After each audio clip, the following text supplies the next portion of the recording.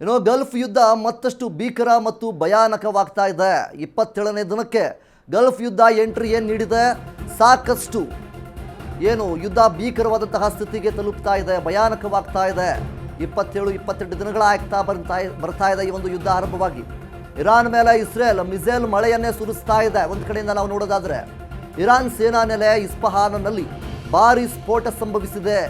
Iran ಮೂಲ ಸೌಕರ್ಯಗಳನ್ನು target ಮಾಡಿದೆ ಇಸ್ರೇಲ್ ಇರಾನ್ನಲ್ಲಿರುವಂತಹ ಪ್ರದೇಶಗಳ ಮೇಲೆ ದಾಳಿ ಮಾಡ್ತಾ ಇದೆ. ಅತ್ತ ಇರಾನ್ನಿಂದಲೂ ಕೂಡ ಪ್ರತೀಕಾರದ ದಾಳಿ ನಡೆಸ್ತಾನೆ ಇದ್ದಾರೆ. 83ನೇ ಹಂತದ ಮಿಸೈಲ್ ಅಟ್ಯಾಕ್ ಶುರು ಮಾಡಿದ ಇರಾನ್ ಟೆಲ್ ಅವೀವ್ ಮೇಲೆ ಮಿಸೈಲ್ ಮತ್ತು ಡ್ರೋನ್ ಡೆಡ್ಲಿ ಮಳೆಯನ್ನು ಸುರಿಸ್ತಾ ಇದೆ.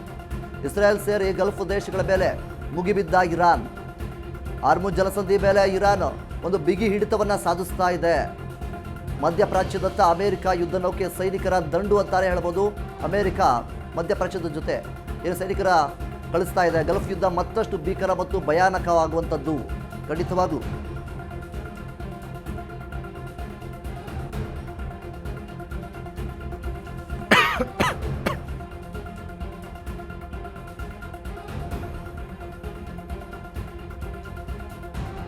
ಇಲ್ಲಿವರೆಗೂ ಸಾಕಷ್ಟು ಸಾವು ನೋವುಗಳನ್ನು ಕಂಡಿದ್ದಾರೆ. ಸಾಕಷ್ಟು ಪ್ರದೇಶಗಳ ಮೇಲೆ ಗುರಿಯಾಗಿಸಿಕೊಂಡು ದಾಳಿಯನ್ನು ಮಾಡ್ತಾ ಇದೆ. ಈಗ 83ನೇ ಹಂತದ ಮಿಸೈಲ್ ಅಟ್ಯಾಕ್ ಅನ್ನು ಶುರು ಮಾಡಿದೆ ಇರಾನ್.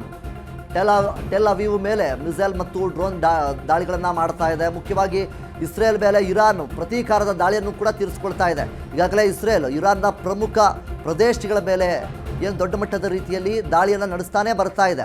ಇದಕ್ಕೆ ಪ್ರತೀಕಾರದ ದಾಳಿಯಾಗಿ ಇರಾನ್ ಸಹಿತ ಇಸ್ರೇಲ್ ಮೇಲೆ ದಾಳಿಯನ್ನು ಮಾಡ್ತಾ ಇದೆ. ಮುಖ್ಯವಾಗಿ ಇರಾನ್ ಇಲ್ಲಿ ಹಾರ್ಮುಜ್ ಜಲಸಂಧಿಯನ್ನು ದೊಡ್ಡ ಮಟ್ಟದ ರೀತಿಯಲ್ಲಿ ಬಿಗಿ ಹಿಡಿದುಕೊಂಡಿದೆ, ಕಂಟ್ರೋಲನ್ನು ಮಾಡ್ಕೊಳ್ತಾ ಇದೆ.